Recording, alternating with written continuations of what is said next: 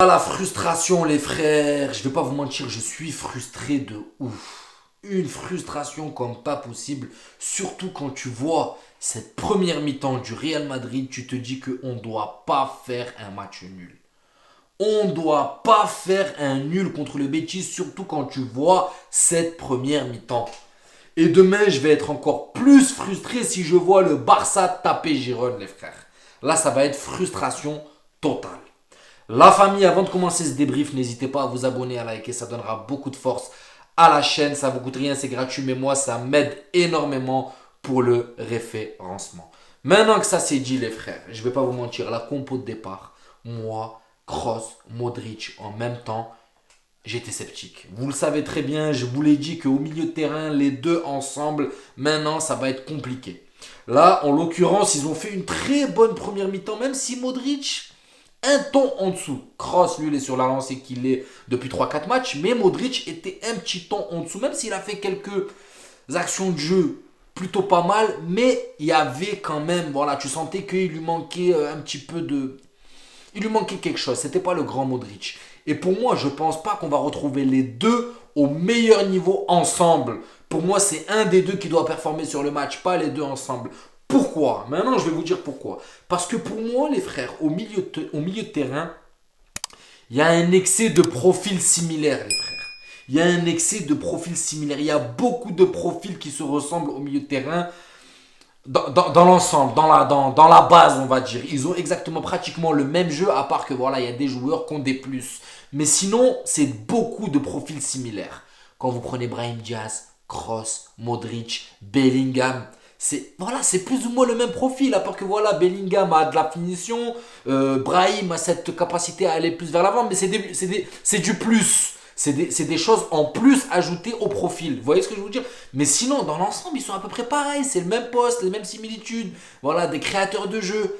Et il y a peut-être Brahim qui se détache un peu. Mais Kroos, Modric, Bellingham, excusez-moi, c'est à peu près la même chose. À part que voilà, Bellingham est un ton au-dessus à l'heure actuelle. Parce que les deux anciens vétérans, ils ont fait leur temps, même s'ils nous apportent énormément encore dans le football. Mais pour moi, il y a beaucoup de similitudes dans leur profil. Et beaucoup trop de profils sur le même match, sur le même terrain, sur la même compo. Moi, ça avance pas pour moi, excuse-moi. Parce que Kroos, voilà, aérateur du jeu collé à Valverde derrière. Modric qui, pareil, lui aussi, bon, il est un peu plus devant. Comme Bellingham qui est un peu plus devant. Brahim qui part du milieu de terrain. Vous voyez ce que je veux dire? Donc, c'est au milieu de terrain, pour moi, trop de profils similaires. Pour moi, il fallait en laisser un sur le banc entre Kroos et Modric et rajouter Joselu, un profil qui n'est pas similaire, qui est devant, qui peut occuper les défenseurs centraux, qui laisse beaucoup plus d'espace à Rodrigo pour pouvoir voilà, se faufiler comme il le fait très bien. Parce que là, malheureusement, Rodrigo, quand il commence, ils ont compris. Le Betis a compris en première mi-temps, c'est passé. Rodrigo arrive à faire son récital, arrive à balader, arrive à trouver un petit peu de... Ça s'est un peu atténué en fin de première mi-temps parce qu'ils ont commencé à comprendre. Ils ont envoyé deux trois joueurs. Ben oui, ils avaient la liberté parce qu'il n'y avait personne pour occuper les défenseurs centraux. Vous comprenez ce que je veux vous dire? Donc, c'est pour ça que si, même si Joselu n'est pas performant devant les buts, c'est pas la question. C'est juste le fait de libérer d'occuper pardon des joueurs, des défenseurs adverses pour pouvoir libérer de l'espace à Rodrigo. Et pourquoi pas Joselu mettre un but ou Rodrigo. Mais là, Rodrigo, à chaque fois, il doit éliminer un, deux, voire trois joueurs. Donc ça passe une fois sur trois, deux fois sur quatre, mais ça passera pas tout le temps. Et ils l'ont compris, le Betis, ils l'ont isolé sur son côté. Et malgré tout, il arrive à se sortir de situations exceptionnelles. C'est pour ça que trop de profils similaires au milieu de terrain cause un problème, alors que pour moi c'était le match où tu pouvais mettre Rossellou devant. Pour moi, les frères Kroos et Modric n'auront plus les mêmes performances qu'ils ont eues dans le passé quand ils sont bien alignés ensemble. Faites bien la nuance, les frères. Je parle bien de aligner ensemble. On n'aura pas deux top joueurs. Ça peut arriver sur un ou deux matchs, mais dans la longévité, ça marchera pas. Pour moi, ça marchera pas. Il y en aura un. En l'occurrence, là, c'est l'heure de Kroos. C'est Kroos pour l'instant qui est sur un niveau stratosphérique et Modric qui est un temps en dessous dû à sa blessure. Voilà. Et à un moment ou à un autre, les rôles vont s'inverser. Mais les deux ensemble sur le même terrain, accompagnés de Bellingham qui ne sortira pas, accompagné de Brahim Diaz qui pour l'instant a sa place parce qu'il apporte énormément. D'ailleurs, le but, ça vient de lui avec ce 1-2 avec Bellingham. Donc voilà, c'est là ce que je veux dire, c'est que excès de profils similaires. Et là où j'ai pas compris Carletto une fois de plus, c'est qu'il a...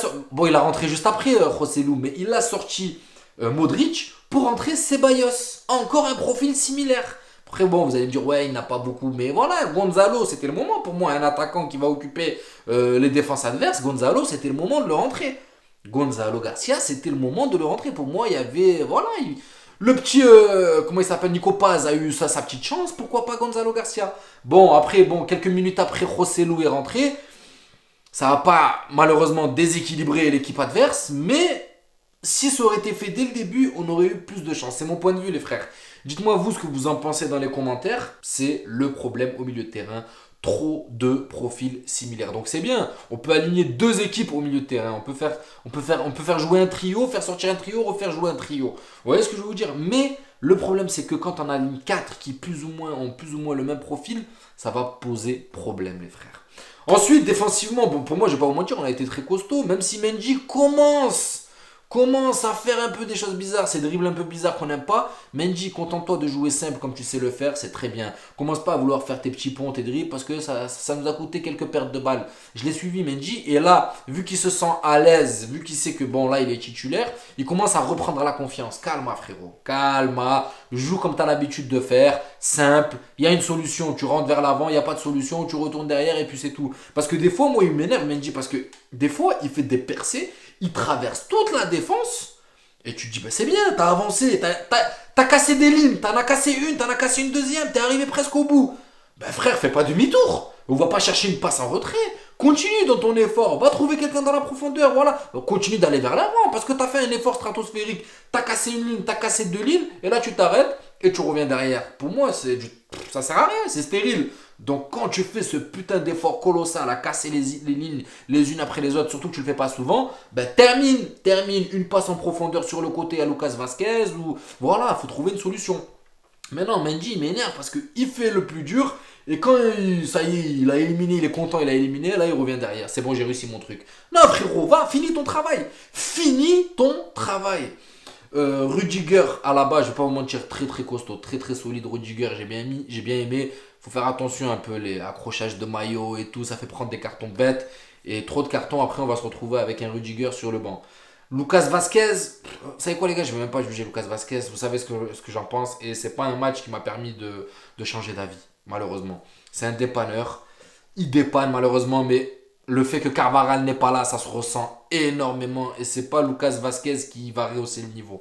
Ça, c'est clair et net. Lucas Vasquez, vous savez ce que je pense de lui. Je ne veux pas lui manquer de respect. Mais pour moi, il n'a pas le niveau du Real. Il a dépanné énormément. Mais là, à l'heure actuelle, j'ai presque envie de dire c'est un poids. C'est un poids. C'est compliqué parce que il ne peut pas récupérer un ballon sans commettre une faute, les frères. Il ne peut pas récupérer, vous regardez les stats, il n'a pas récupéré un ballon sans commettre une faute. À chaque fois qu'il récupère un ballon, faute commise. Enfin bref, je m'arrête à ça les frères.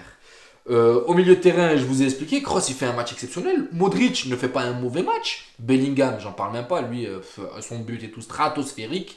On va pas se mentir, Valverde pareil, le travail de l'ombre qu'il fait est phénoménal. Mais en soi les frères, je suis frustré parce que demain, si le Barça arrache la victoire contre Girone, ils ne seront plus qu'à 2 points de nous. Et là, par contre, les cartes sont relancées, les frères, les dés sont relancés. Je ne sais pas quelle expression utiliser, mais ça limite, on leur donne leur chance de venir nous-mêmes passer devant, les frères. On avait la chance de leur mettre un écart de ouf, et là, on leur redonne la chance de nous passer devant. Enfin, j'espère pas. On suivra le match demain du Barça contre Gérone.